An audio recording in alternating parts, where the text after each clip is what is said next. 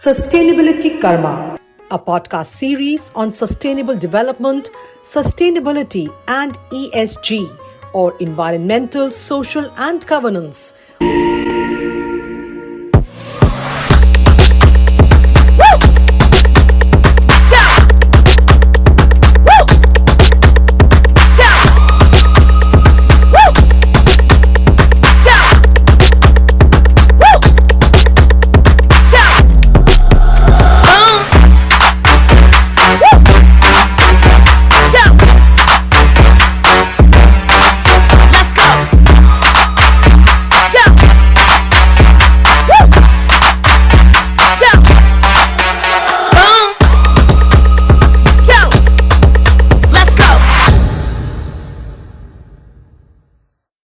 Welcome to this episode of Sustainability Karma. I am your host Naina Gautam, and today we have with us Ambassador of Norway to India and Sri Lanka, May-Elin Stener. She is known for promoting gender parity and building sustainable and climate resilient livelihoods.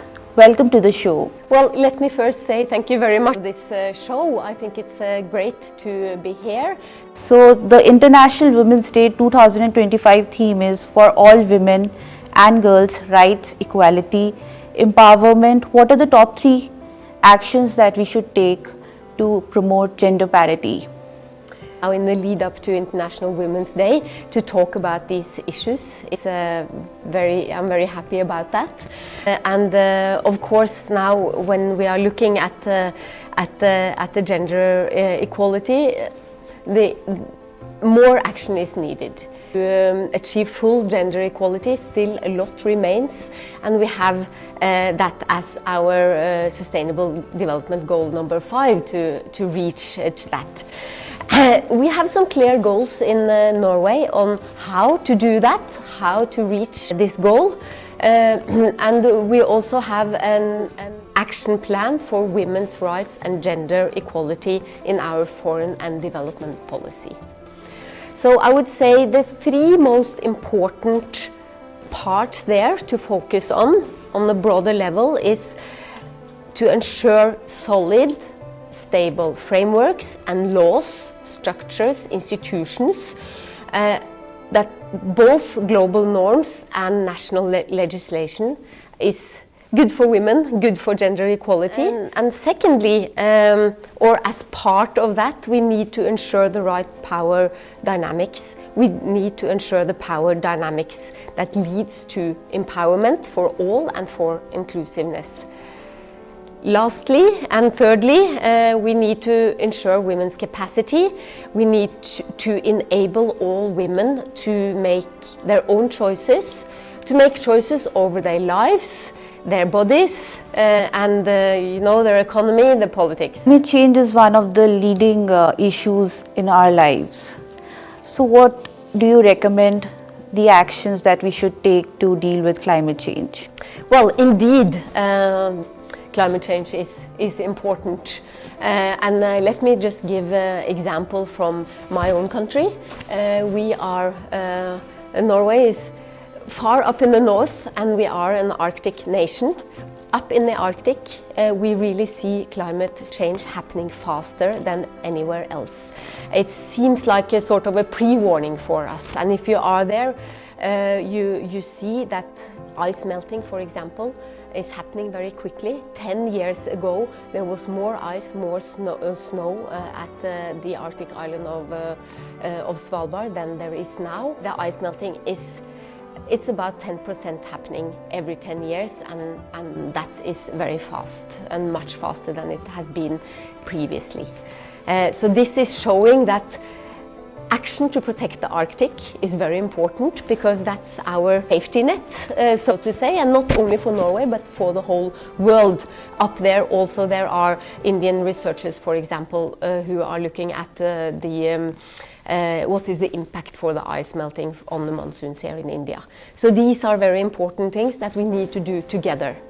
Secondly, the energy transition is, I think, what we all in the world can do together, and it's also important in the Norway-India relationship. We need to lower the carbon emissions we need to limit global warming to 1.5%, as we have agreed in the Paris Agreement. So this is very important to ensure that the energy mix is going down. Now coal is about 35%. It needs to be even lower, even though we have worked on that. And I must say also here in India, a lot of work is being done.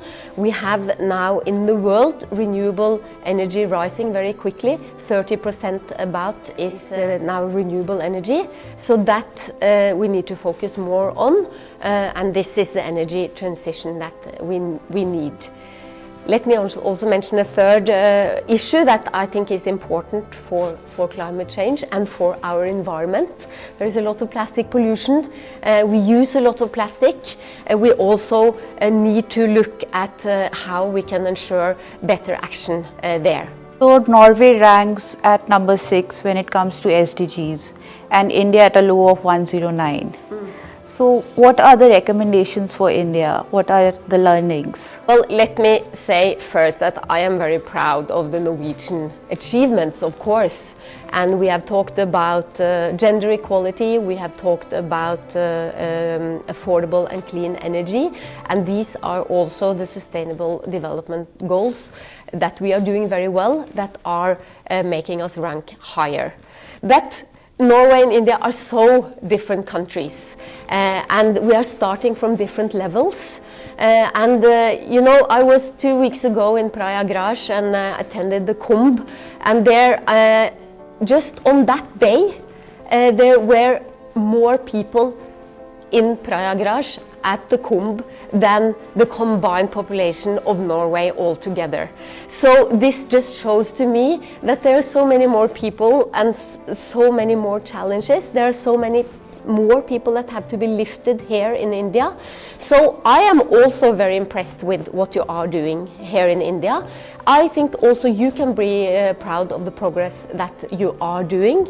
The government has set, you know, they have had a lot of foresight and have set a lot of goals that have been very inspiring, and you have also reached those goals in several areas like poverty reduction, clean energy already mentioned, health, economic growth. This is the fastest growing economy in the world.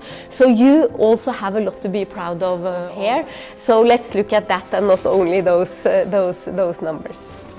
Ambassador, India and Norway's relationship goes a long time back, but recently it is focused on green space. So how will you sum it up, the highlights? No, just also, you know, where I was talking about how we do the different achievements, how we have the different challenges. I think that partnership that we have is indeed very important, and we do have a long history of partnership ever since independence of India in 1947. But the recent years, Norway has significantly strengthened our presence here in India, and this is because we see that it's more important to be here. And India is the most populous country in the world. If you are not achieving the sustainable development goals, they will not be achieved. So if we can support India in any way there, we would be very happy to do that. We have now about 130 companies here in India. We have talked about the energy transition. Many of these companies are interested in taking part in this energy transition and looking at, you know, how can we support India in the green development. We also recently, or last year, almost 1 year ago now, signed this Trade and Economic Partnership Agreement. It's going to take our partnership many leaps forwards in coming years, and it's going to have even more Norwegian companies look to India and also on these areas that are really important for development. The sense is that the developed countries are more interested in developing technology rather than, you know, collaborating or uptaking technology transfer. What's your comment on that? Well, my comment on that I don't think it's accurate totally, certainly not for Norway. We have many examples of Norwegian companies coming to India with the intention of doing technology transfer, to do co-development of technology and also to contribute to Make in India, and we understand why that is necessary. For example, there is a company called Nel. I visited them in Norway last year, and they have a cooperation with Reliance Industries. And they are setting up this factory to produce electrolyzers. Electrolyzers is actually then, those are a means to get more hydrogen, and they are producing hydrogen, and they are important to set up the hydrogen value chain here in India. So that is one example of very good technology transfer. Also, we have several of smaller startups. We, for example, have a medtech startup called Oivi. They are looking at how can they make diagnosis on the basis of AI-driven eye scanner, and that is also very helpful, and this is also technology developed that we have developed together. There are several big companies as well, Kongsberg, Jotun, Orkla, that really are part of the Make in India story, and we want to be. Finally, what is Norway's takeaway from India? Oh, there could be so many takeaways for Norway from India. We are only waking up, to start to learn from the very rich history this country has, from the diverse culture, from everything that is happening here, from your rapid economic growth, from how you are doing things. There is so much, so I can only say that we have a lot to learn, and I really hope that also as Norway's ambassador here to India, that I can contribute to take some of these stories back to Norway, and that we can do some of those takeaways. If you have to highlight one story that you would like to take back to Norway, what would it be? I was just in Prayagraj and attended the Kumbh. I was very impressed by the organization. So many people and so well organized. I don't think I've ever seen that before. How changing rooms were set up. Everyone is having their bath, but they're also able to change and be dry afterwards. And all the organization around that was very impressive. Thank you, Ambassador, for your time. Thank you very much. This is Naina Gautam signing off for Sustainability Karma. We hope you like this program. We look forward to your feedback on our WhatsApp number 98181 20554. For participation in this program, write to us at sustainability.karma@gmail.com. Looking forward to meet you again at the same time next week with a new episode and a new guest. Till then, goodbye from all of us. Sustainability Karma, a podcast series on sustainable development, sustainability and ESG.